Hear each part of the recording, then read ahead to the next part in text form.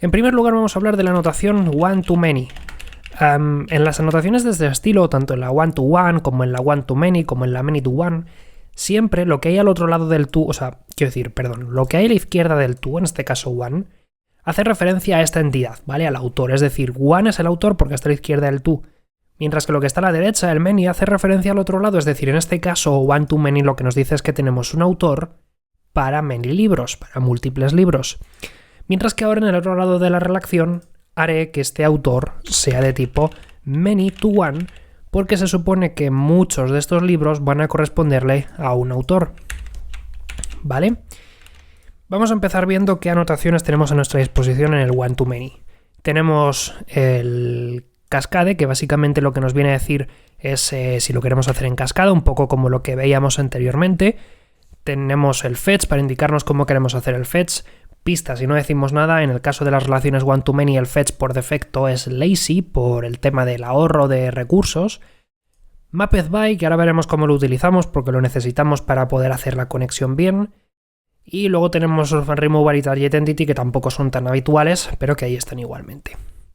Mientras que en el many to one tenemos pues lo mismo, el cascade, el fetch, el optional para indicarnos si puede darse el caso de que no haya autor aquí, es decir, que puede que valga null.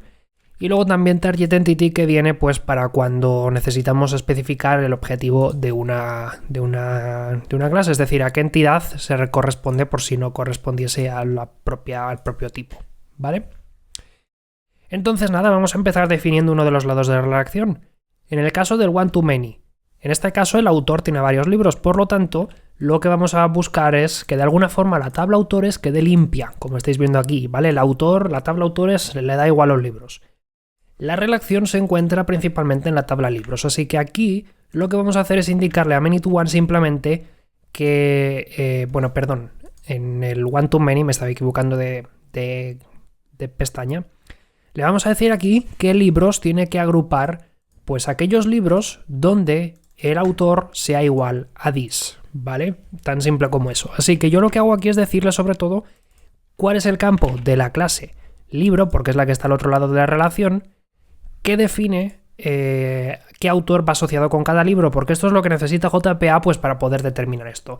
Y aquí lo único que tengo que poner es el nombre del campo que guarda el objeto de tipo autor dentro de mi entidad libro, ¿vale? Es decir, cómo se llama el campo que conecta con this, estando en autor, dentro de la otra entidad. Y en este caso se llama autor, ¿vale? No tengo que poner ni siquiera cómo se llama la columna, no, simplemente pongo autor, porque es el nombre del campo Java que se corresponde con, pues eso. Si autor para un libro es this, pues es que ese libro debería estar dentro de la lista de libros cuando luego hagamos la recuperación. Podemos poner, si nos apetece, por ejemplo, el cascade para indicar que el cascade type debe ser all, ¿vale? Así, si creamos un autor con libros, pues ya se guardan los libros automáticamente, como siempre. Y bueno, opcionalmente podéis especificar el fetch, pero tampoco es que sea necesario porque, como os digo, por defecto va a ser lazy. Lazy en el caso del one-to-many y del many-to-many, ¿vale? Ahora bien, en el caso del many-to-one, no. Así que en el caso del many-to-one sí que vamos a especificar que el fetch type tiene que ser lazy, ¿vale? Para que hasta que no hagamos un getAutor no se nos cargue de la base de datos el autor correspondiente. Esto es una cosa un poco extraña, diréis, pero ¿cómo puede ser lazy en este caso si es un objeto? Bueno, aquí lo que va a hacer a menudo un ORM como Hibernate es, digámoslo así, ponerte un objeto especial de tipo que extiende de autor pero que no es un autor, ¿vale? Y cuando tú hagas una llamada a cualquier método, pues como getAutor, digamos que te va a envolver ahí un poco la llamada para que al final obtengas el autor de verdad y no obtengas otra cosa. Pero bueno, de alguna forma que hasta que no hagas getAutor no se te cargue de la base de datos los datos de su autor, lo cual está bien para ahorrar recursos. Y por último, lo que nos queda por hacer es definir en JPA cómo queremos que se llame esta columna, porque, claro, nosotros hemos puesto aquí el autor, pero al final lo que le tenemos que decir es a JPA, oye, mira, los IDs, el ID de este objeto me lo vas a guardar en una columna, y eso lo hacemos definiendo una join column para decirle, esta es la columna en la que haces el join o el inner join o lo que sea, y se va a llamar con el atributo name autor ID, ¿vale? Y con eso ya definiríamos pues esta columna, ¿vale? La columna autor ID, que que como veis guarda los autores. La cosa es que aquí lo vemos con números, mientras que aquí lo vemos con objeto, pero por dentro lo que va a hacer JPA es obtener el ID de este autor pues a partir de la anotación ID que hayamos especificado.